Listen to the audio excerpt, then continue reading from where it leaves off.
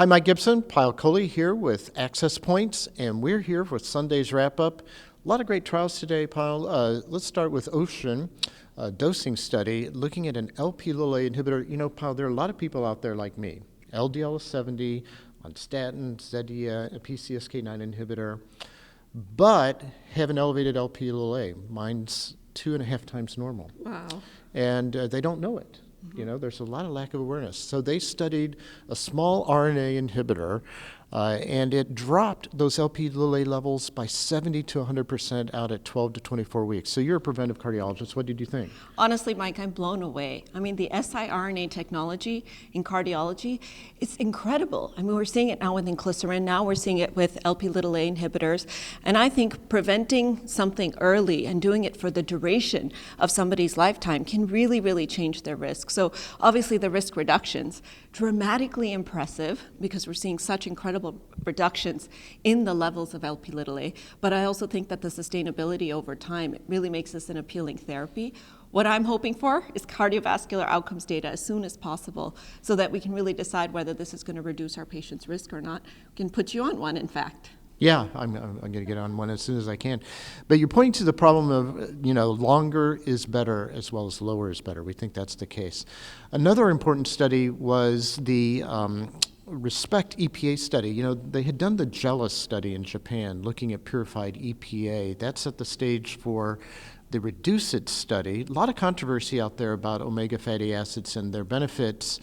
But they did it again in Japan. This time you had to have low EPA levels, less than 0.4.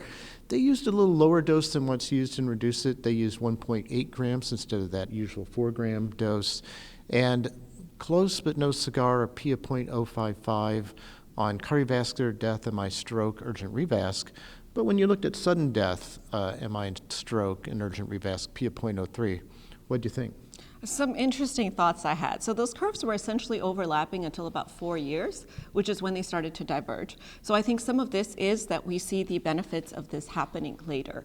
To your point, you said they used a lower dose. I'm also questioning what the bioavailability was of the formulation that they used. So was it just a lower dose? Was it also less bioavailable than what we saw in REDUCE-IT? The Japanese population, as we know, has higher EPA levels at baseline. So how do we generalize this to the American population?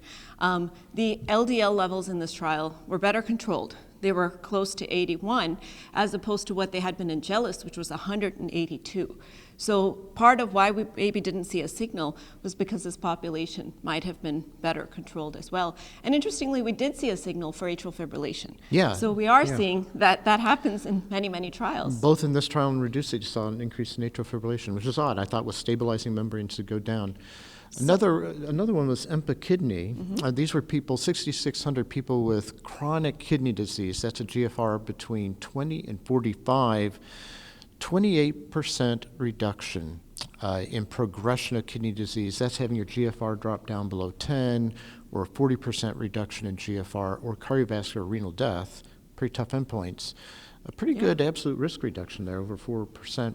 What did you think for empagliflozin? A home run for the SGLT2s. I mean, I cannot say enough good things about this class of medications, which is not just a diabetic medication, not just a heart failure medication, but now we're learning it's a kidney medication as well. And I think, I mean, I'm putting all of my patients with chronic kidney disease, with or without diabetes, mind you, with or without heart failure, with or without coronary disease, we see a benefit across all of those subgroups, even across all the different GFRs, down to 20. So I feel like we really need to get more and more of our patients on this class of medications. And for the longest time, it had just been ACE inhibitors and ARBs. And now we have this in our armamentarium. So I'm super excited about the future of SGLT2s in cardiology. Likely a class effect, some differences. You know, they stopped this study early, so underpowered on some of the harder endpoints. We also heard back from the ischemia investigators, the ISCHEMIA-EXTENDed study, out to a median of 5.7 years, out all the way to 7 years. No difference, you know, from the main results of the trial. However, as an interventional cardiologist, there was a reduction in cardiovascular death. On the other hand, non-cardiovascular death went the wrong way. What did you think? Yes, so overall mortality null. Cardiovascular death went down. Non-cardiovascular death went up. So I'm in a little bit of a quandary as a non-invasive cardiologist. I think this tells me I need to just have a really informed clinical decision-making discussion with my patients, because we saw in the parent trial earlier peri-procedural MIs, obviously, in the group that got revascularized, but less spontaneous MI later. So I think it begs for an individualized, personalized approach with our patients, where you, the provider, and the patient really indulge in that shared decision-making. It does add some more information for us to really tell the patient, here are the advantages and disadvantages of a revascularization strategy to help your angina and, of course, help your overall risk of dying. And finally, to wrap up, there was a study of ECMO. A lot of people, putting in a lot of ECMO devices and other mechanical support devices for cardiogenic shock. No difference in outcomes, including mortality, whether you put it in early or took a more conservative approach. Small study, though, not a lot to say there, I don't think. I would say a couple of things. One is that there was a lot of crossover. So we had about 39% of patients that initially got randomized to the conservative strategy that ended up on ECMO. But to me, what I found very interesting was, one, that it's not unsafe to put in VA ECMO early. So we didn't have more limb ischemia, we didn't have more organ dysfunction or bleeding.